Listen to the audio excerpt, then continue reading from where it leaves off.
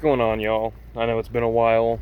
I'm finally getting caught up on haying, and I filmed videos for all that stuff, and either I lost it, things didn't go the way they were supposed to, the video didn't end up working out, things like that, so it's been kind of a jumbled mess.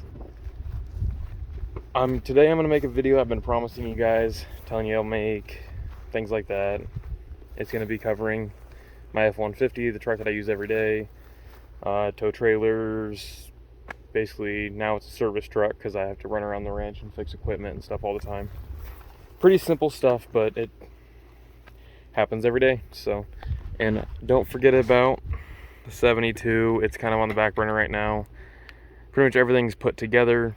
I still have to order the Holley sniper. I think I said Dominator in the last video, but it's a Holley sniper. Then I'm gonna get the Holley. Wow, my brain doesn't work today. Jackson got neutered today, so he's wearing a cone. It's gonna get a Holley distributor, all that fancy junk to go in there, and that's gonna turn into the full-time ranch pickup. So headers, radiator, all that stuff. Gonna order the exhaust. We'll get the exhaust built, put bags on it. That's coming soon, but it's kind of had to go on the back burner for now. Don't judge all my junk. Like I said, been going 100 miles an hour. So here is my 2011 F-150 with a 5-liter. I guess we'll just kind of jump into it. It's got, what is it, 17 plus tow mirrors on it. They are amazing. I always got a hard time for putting tow mirrors on a half-ton, but I tow trailers with this thing like almost every day. Very worth it. Running hard rock gunners for wheels, 20x12 with a Toyo Open Country AT3 33 1250. Amazing tires. I am super impressed. They've got me in and out of a lot of shit I shouldn't do. It was a chrome package truck, but door handles, all the chrome's gone. It's got aftermarket tail lights, black emblems, black badges. I've got a rear bumper on its way for it, so it's going to be steer rear bumper. It's going to have Rough Country pods in it. I like the Rough Country Black Series stuff. I think it works awesome. We'll get more into that. If anybody has one of these and they're having a hard time with the license plate lights going out all the time, those are Morimoto's, and so far they've been really good. Haven't had a single issue with them. And they're fairly cheap. They're like $40. It's all tinted in Solar Guard tint. Like I said, black badges, LED headlights, Raptor grille, and there's a front bumper. It has a 30-inch Rough Country Black Series light bar, and then also pods from, same ones that are going in the back. Truck is sponsored by Mishimoto, so I was gonna wash it before I did this, but this really tells you how it normally looks. If you can see in here, there is icons, what the hell are they called? Delta joint, tubular upper control arms.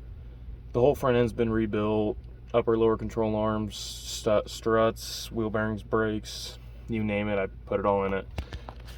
I have not got there yet, but I'm gonna end up with Hellwig sway bars as well. I do have Icon CDCV, the adjustable coilovers, external reservoirs coming. They're still 14 weeks out. So whenever I get them, we'll be very excited, because then we'll jump it or something. Let's see, RPG tie rods, already have those ones for it. If you look at the stock tie rods, they're a little wimpy, and they're running a 33 1250, and then possibly going to a 35. Little underbuilt for that. The bumper has a skid plate. I do have a winch for it that I'm going to be putting on a receiver. And then I do have the front receiver coming. The way I've got it figured is it should pop out like right underneath here. So we'll cut a hole in the skid plate in the bumper and stuff it through there, so we can always have a winch on the front.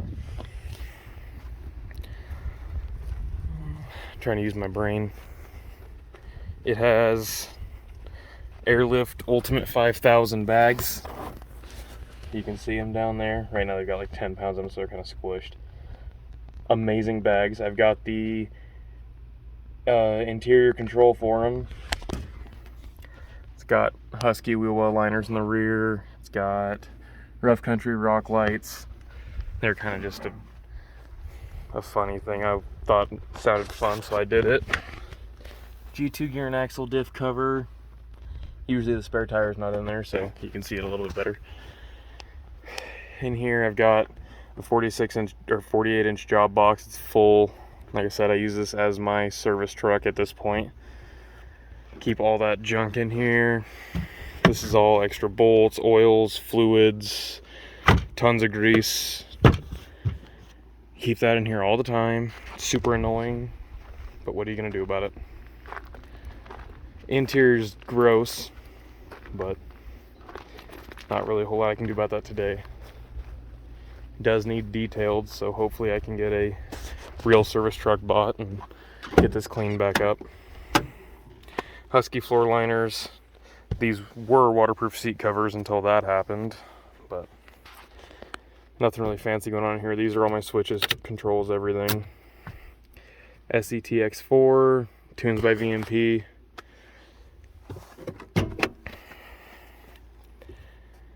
I swear there's something about the interior I also wanted to say. Maybe one year I'll remember all that as well. No promises. Open up this here. If it wants to open today. Ignore all this.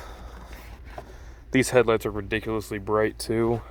And the pods are wired directly into my fog light harnesses. I built new harnesses for them. This is all pre-YouTube stuff, but it's all tied into the factory harness. Super clean, works super well, super impressed. Mishimoto Trans Cooler, not that you can see it really. Mishimoto Rad. It's awesome. That was all stuff I did before I drove it to Wyoming. And trans did get hot, but it got hot 2,000 miles into it. That being said, I can't really complain because I was running 14,700 pounds the whole trip. For it only to get cool, or excuse me, get hot, like, God, see, I got picked up in Beulah, not even 100 miles from home. That's pretty impressive to me. So huge shout out to Mishimoto on that one. I could not ask for a better sponsor in cooling. Not that there is one, but let's be real, they're amazing. Bmw Trans Cooler, I did have a lead frame problem in the trans. I don't know if I said Trans Cooler, but that's a Bmw dipstick for the trans. Crazy expensive for it being just a dipstick. But when you go from having to lay underneath the truck between the cat and the trans to check fluid and fill it, to that, totally worth $200 whatever I spent on it. It's ridiculously nice compared. Here is my controller for my bags. This is just a giant clump of wiring that whenever I actually have time in my life, I'm going to go through, clean all that up. I would like to do a power distribution block so I can get all the wires off the battery. So in a perfect world, I'd mount the compressor up against the firewall back there, put a power distribution block here, keep it all nice and pretty, tuck everything away. I used to keep this truck flawless. If I'd have done the video in New York, you'd have been like throwing up at this point because it used to be beautiful, clean all the time. Living out here, it works every day, does not get a day off. We're always out doing something. So, like I said, at this point, not a whole lot I can do about that. To go with the Mishimoto radiator, we have the Mishimoto silicone coolant hoses.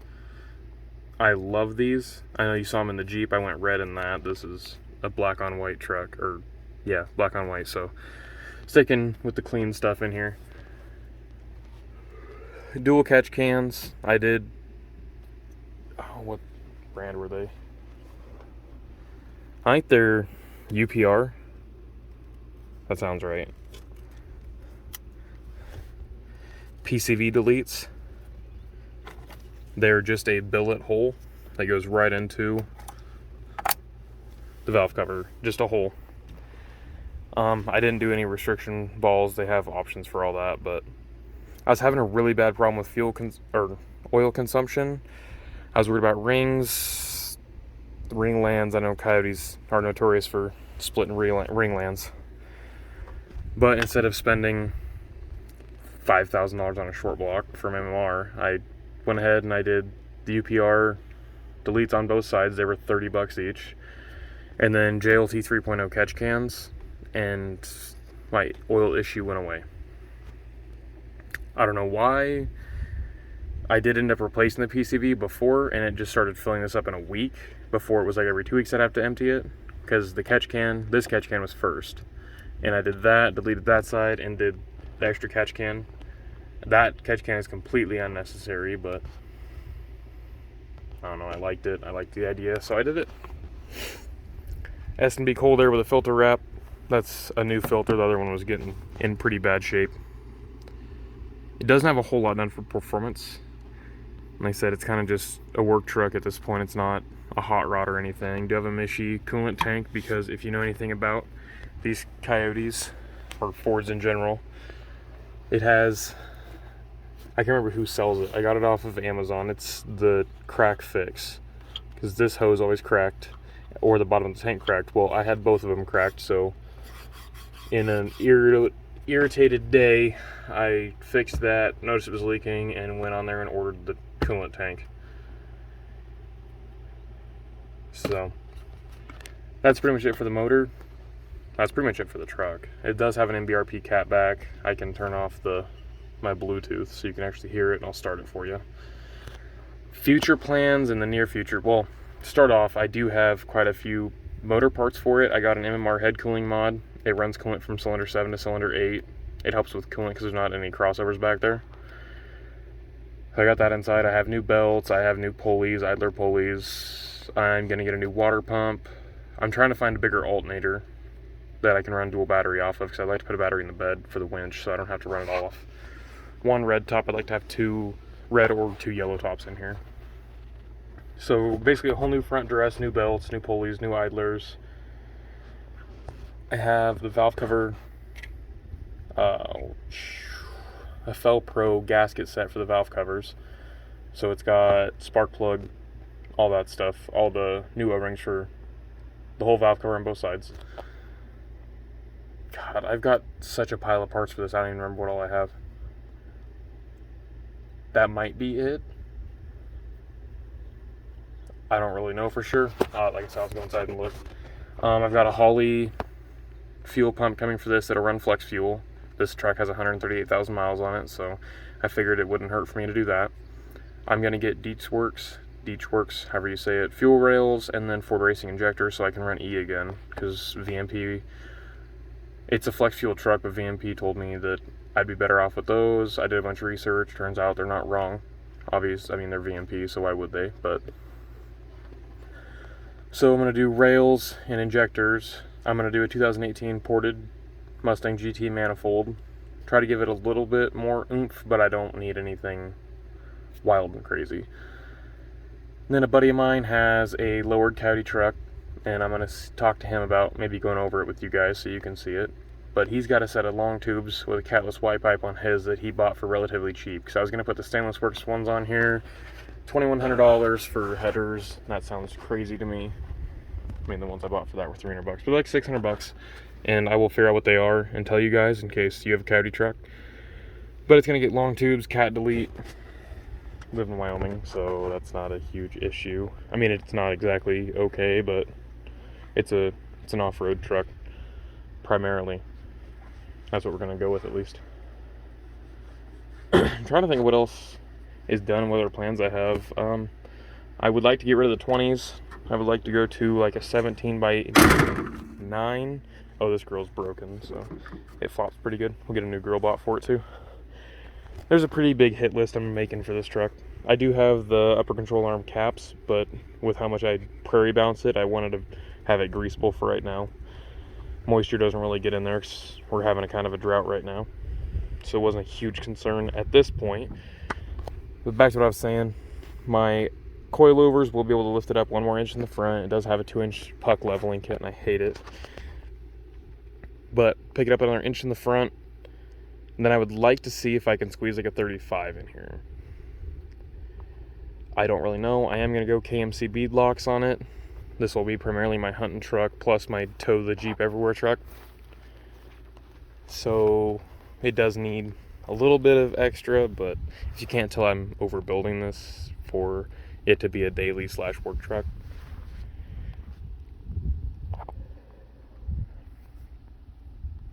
I guess I'm kind of guilty of that, but what are you gonna do? Like I said, rear bumper, got a winch for it. The winch I bought, like I said, you're gonna have to excuse all my tools and whatnot, is a back to the whole service truck thing. I promise it's not like anything trash related. It's all tools and things like that. But I do have a Badlands 12,000 pound ZXR. Got it last week on sale. They had a $300 sale for them, so I took my fun job paycheck and snatched me one of those up. That's really all it for the half ton. It tows amazing. My car trailer doesn't even sweat it. Yesterday I hauled the skid steer on it. Didn't bother it. I don't think we've ever really gone over the car trailer. It's got a cheap Harbor Freight box up front to hold my chains and binders. I have like 5 sets of pods because I always end up getting them with things that I buy. So my front bumper came with some. I got a couple sets given to me. So I figured I'd just mount a set on here. They're not wired or anything. So whenever I end up mounting a battery to this, I think I'm going to end up putting the battery in front of the toolbox, set it here, run the wiring right underneath it to the front. I bought these plugs for the winch that I can run one out of the front bumper and one out of the rear bumper on the truck. I'm going to see how well they work, and if they work good, the Jeep's getting them, 72's getting them, and this is going to get one with a solar charger and stuff for this battery. This is a 2016 18-foot car trailer with 3,500 pound axles. I welded, I think 10 D-rings to it. It's got brand new tires on it. That was an unfortunate buy that I had to make right before I left New York. This is a cheap spare tire mount I found at Runnings to run my old tires on it. Works awesome. I actually ran into it with my big skid steer the other day and it didn't bend the mount or anything, or the wheel, which is kind of impressive. Needs ramps. These are bent to shit. It doesn't help that I drive my skid steer on it. Like I said, I've got 2.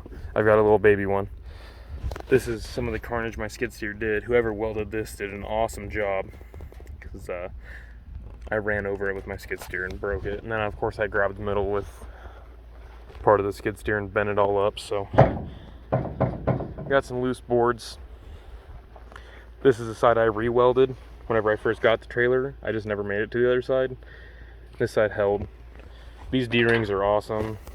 I got a buddy that's a welder who was giving me a really hard time for my welds on it, but hold my skid steer with it. I haul all kinds of stuff with this trailer. We use it probably 5 days a week.